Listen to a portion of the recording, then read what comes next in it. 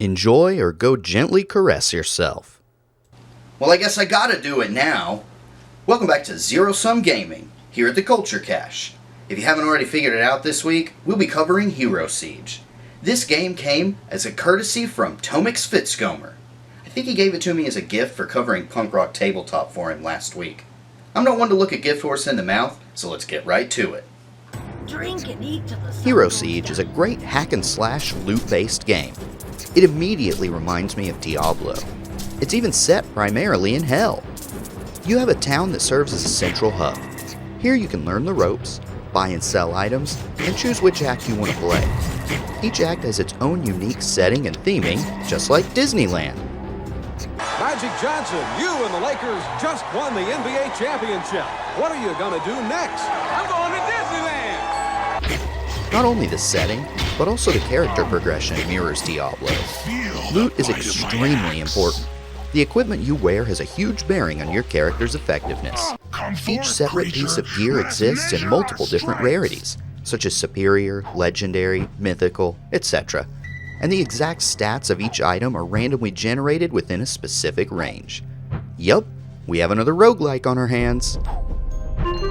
There are 7 characters available at first. You'll want to play around with each of them and see who you like best. There's a good deal of variety, with some focusing on melee attacks and others who prefer range. There's sure to be at least a few of them you enjoy. Okay, last time I'll bring up Diablo, but the other important aspect of character advancement from that game will make Hero Siege familiar to you as well. Each time you gain a level, you get 1 skill point and 2 attribute points to spend. Each class has 9 skills divided into 5 tiers, and a new tier unlocks every 12th level. You can spend up to 40 points per skill. For more information on skills for each class, feel free to check out the companion article of this video. It covers them in more depth. There's a link in the description. And what about those attributes? They're pretty self-explanatory. You have strength, which increases the damage you do with your normal attacks. Then there's energy, which translates into your mana pool. Defense allows you to shrug off a certain percentage of incoming damage. And finally there's stamina, which becomes your hit points. But if you're used to Diablo, remember that you only get 2 points per level in Hero Siege, not the 5 you may be expecting. Oops, I brought up Diablo again, didn't I? Then there's Synergy. Showtime, Synergy. Yep, this was also in Diablo. Sorry, I'm really trying. Many skills have Synergy, which grants a bonus.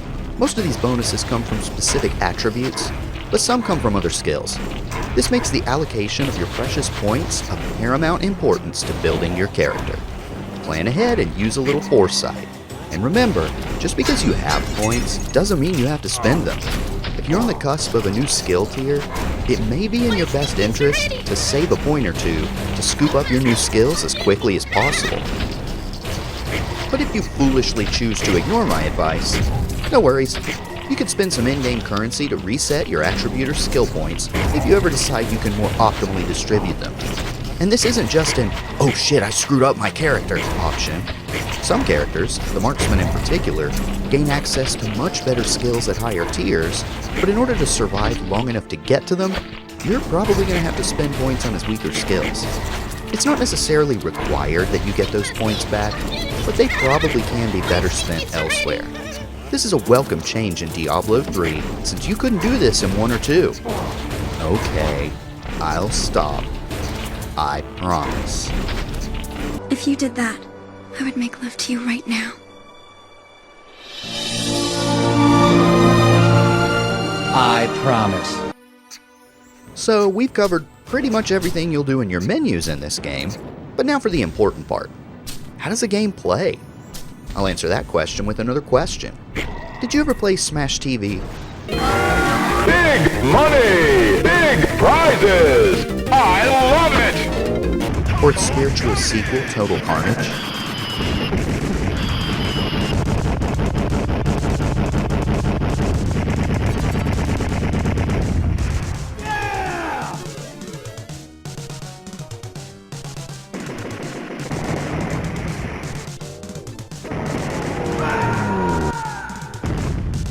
How about its grandfather, Robotron 2084?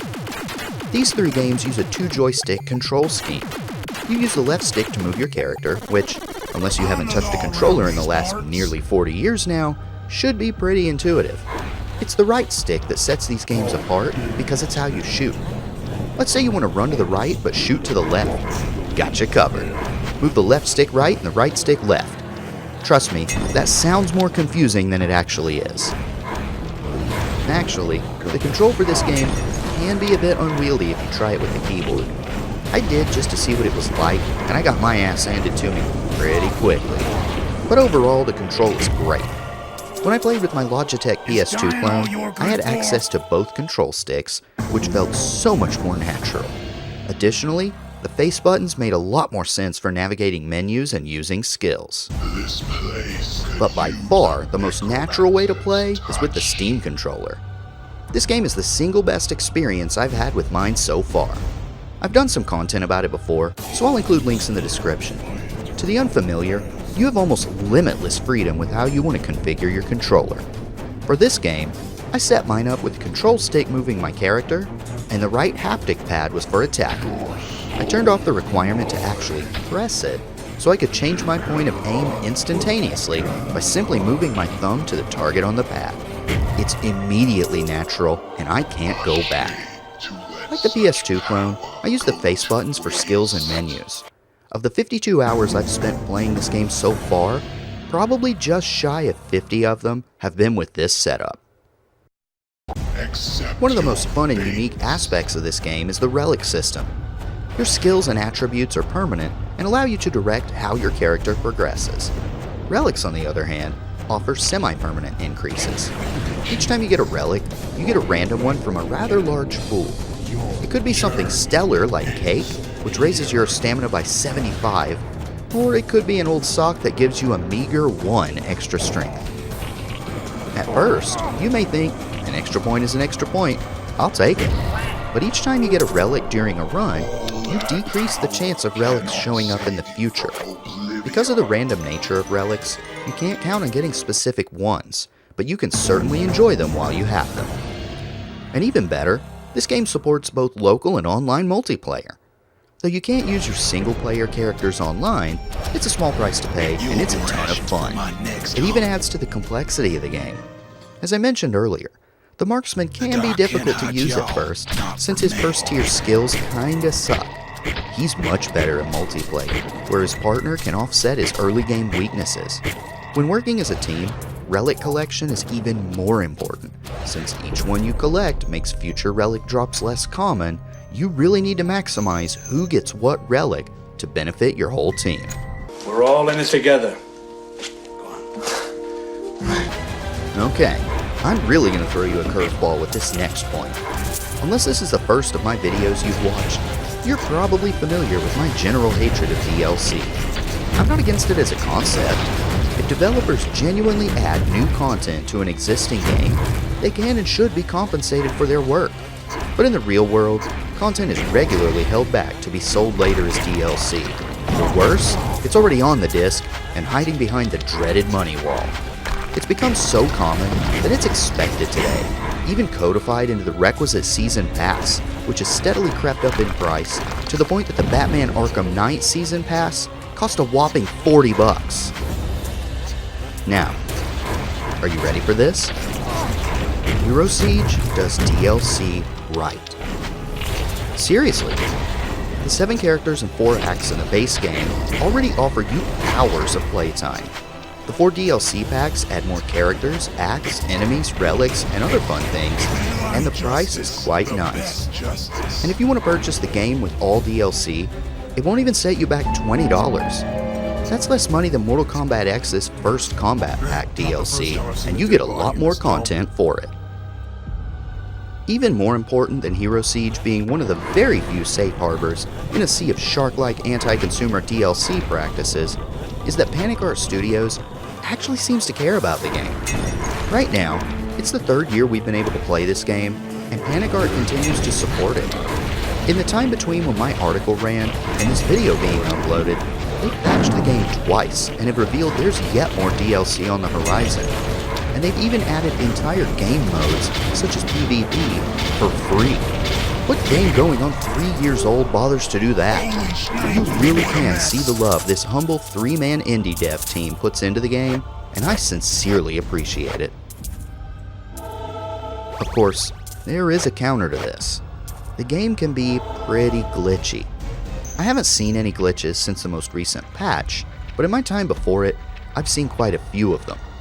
For a while, the life display would always show full health regardless of the real amount. That's actually one of the birth defects in Rogue Legacy, so you can imagine how it makes your life more difficult in this game. The other one, which was much more problematic, was that the game would occasionally fail to save. It got so bad at one point that I considered dropping the game. It was never a common occurrence, but that's pretty catastrophic. Thankfully, I didn't quit, and as far as I know, these issues have been resolved, once again proving that Panic Art Studios really does care about the quality of the game. When even the biggest negative of this game can become one of its positives, I have to admit, I actually prefer it to Diablo. Sinful, I know. Is Hero Siege worth it? How many times have you ever heard me say that DLC is not such a bad thing? This game is one of the only times I can think of where the concept of DLC is executed flawlessly. So how much is this game? Oh yeah, it's only $5.99. And Steam regularly has sales, so you can probably get it even cheaper than that.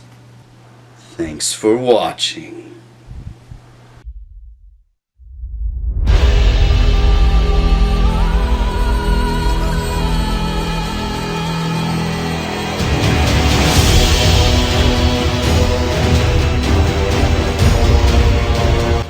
First the goose-stepping spell swords in Rogue Legacy, and now the swastika relics in Hero Siege? Geez, can we maybe lay off the Nazi imagery just a little, guys?